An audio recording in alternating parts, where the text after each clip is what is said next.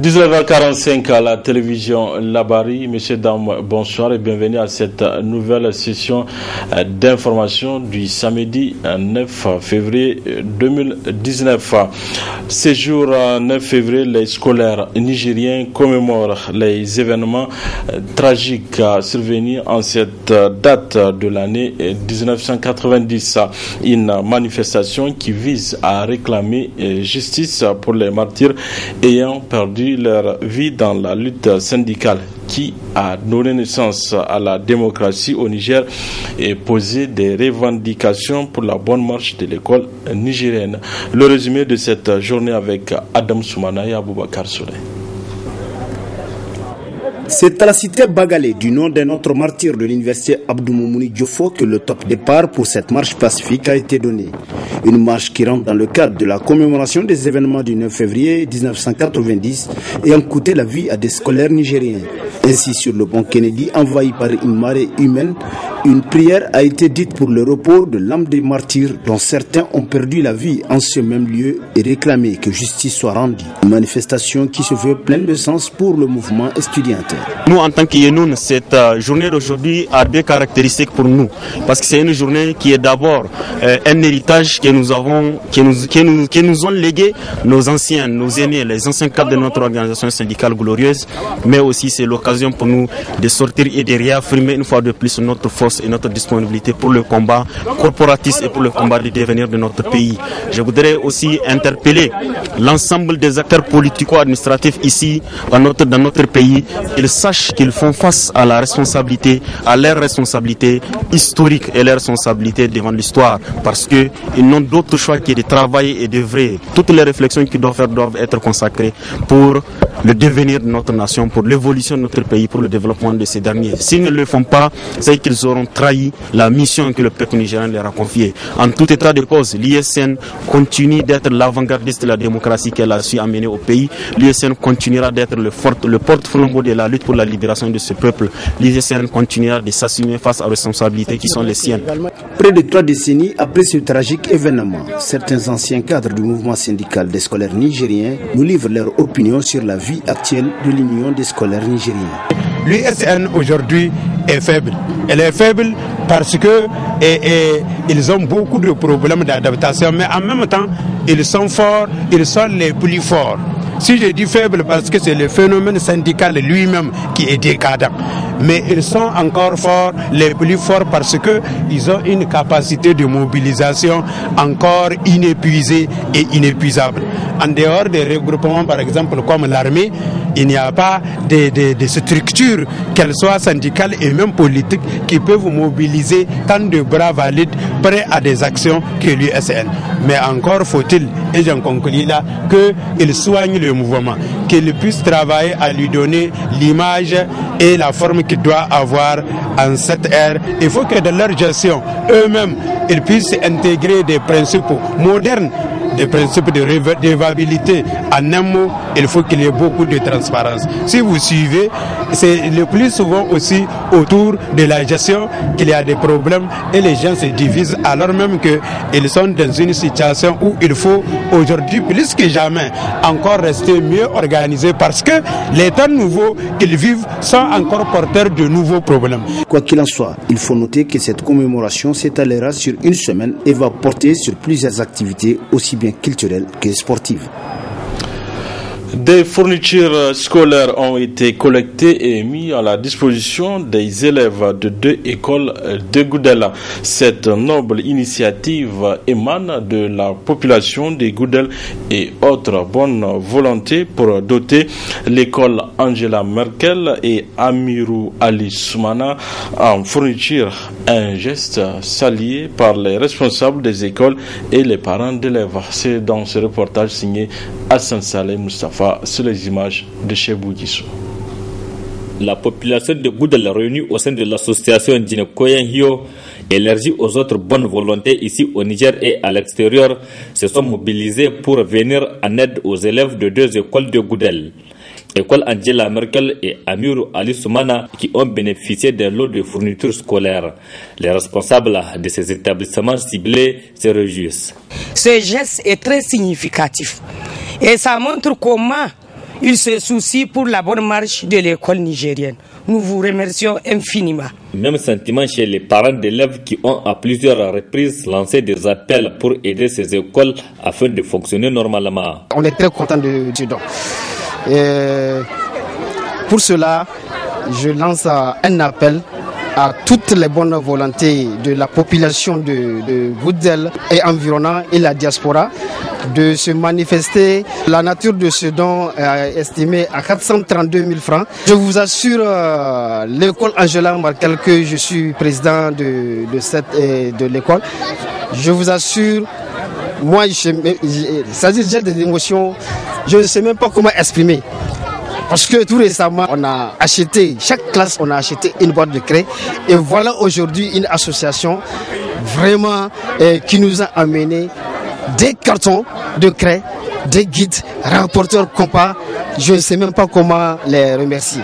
Ce don intervient dans 2 écoles de Goudel qui ont presque besoin de tout après un constat sur le manque crucial de fournitures qui a fait réagir la population de Goudel. Les parents d'élèves ont vraiment lancé un appel à l'endroit des bonnes volontés pour venir en aide aux écoles en matériel didactique et même en fourniture scolaire. C'est suite à cet appel que nous nous sommes manifestés et nous avons vraiment eu l'accompagnement des bonnes volontés ici au Niger et à l'extérieur. Même des Nigériens qui sont de la diaspora ont aidé l'association Ginkoyan Hio pour réaliser ce geste.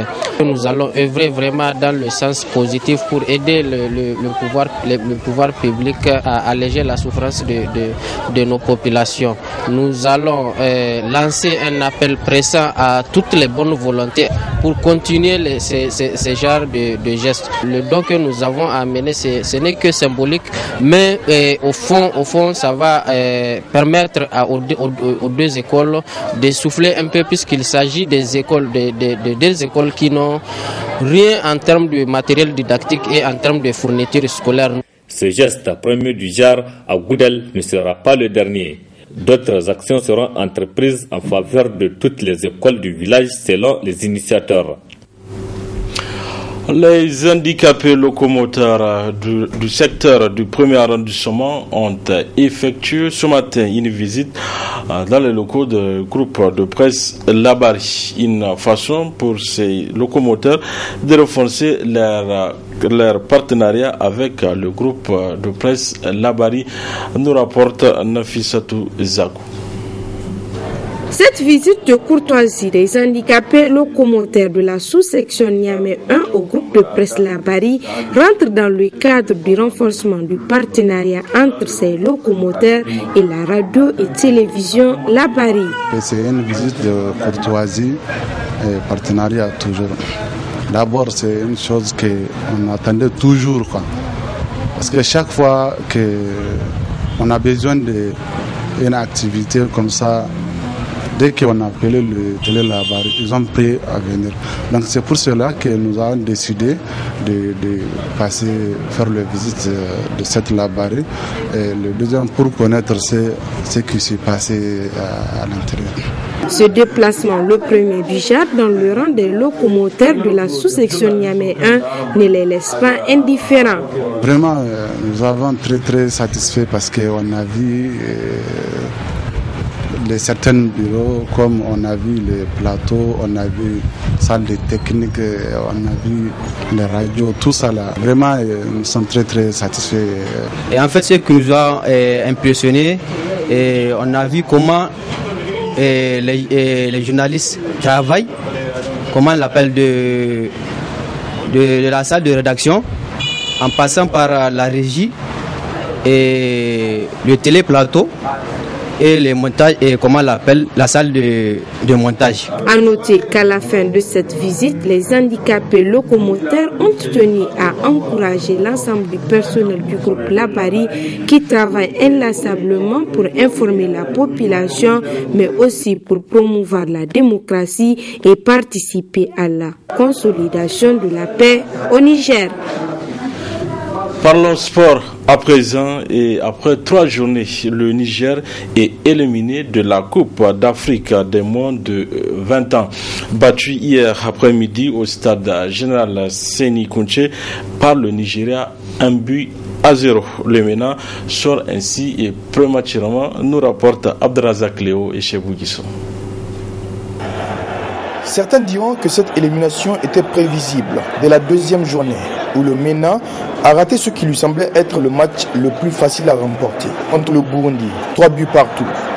Et pour d'autres, c'était l'espoir jusqu'à la dernière minute, dans un stade archi-comble, une très grosse mobilisation. Oui, le MENA a eu le soutien tant réclamé. Ainsi, logé dans la poule A avec l'Afrique du Sud, le Burundi et le Nigeria, une poule pourtant prenable pour le Niger, il sort prématurément de sa CAN, battu 1 but à 0 par le Nigeria et après 2 nuls contre le Burundi et l'Afrique du Sud. Conviendrez avec moi, dans le football international, les équipes comme le Niger ne doivent pas chercher d'autres qualifications face au Nigeria parce que c'est quasiment impossible. Les grandes nations aussi doivent chercher un ticket de Coupe du Monde. C'est toujours eux qui sont au-dessus. C'est vrai, les jeunes ont essayé, mais de toute façon, c'est pas possible parce que le Niger, c'est une grande nation de football. Le Niger sait gérer les compétitions. Donc, globalement, moi, je dirais que bravo aux jeunes. Ils ont essayé de faire quelque chose, mais il y a eu beaucoup de maladresse qui ont fait en sorte que le Niger est fait. Le Nigeria et l'Afrique du Sud se qualifient pour les demi-finales et pour la finale, en attendant de connaître les 2 autres qualifiés. Suivons à présent la réaction des citoyens après cette défaite du Niger face au Nigeria. C'est une déception totale pour tous les Nigériens parce que l'équipe, on nous a tellement flatté l'équipe, mais ce ne sont pas le résultat que nous attendons qu'ils nous ont donné. Donc vraiment c'était une déception totale.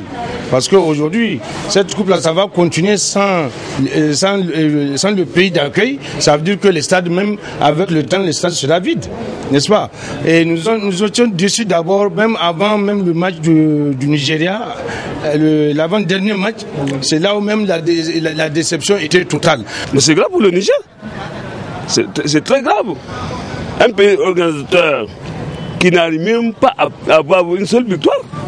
Et comment vous trouvez ça, vous? En tout cas, il faut reprendre l'équipe. Il faut tout revoir. Les jeunes, bien qu'on puisse les encourager, il faut les garder. Il faut les garder, c'est vrai. Mais il faut vraiment qu'on ait un entraîneur de haut niveau. Niger est éliminé d'abord. Vraiment, il entraîneur au tarlé no euro. On a trop été déçus par cette élimination du MENA. Regardez, j'ai toujours mon ticket. Les enfants méritent quand même des encouragements. On a trop cru en cette équipe. Voilà, messieurs, dames, c'est tout pour ce 19h45 de la télévision Labari. Merci à vous de l'avoir suivi. Au revoir.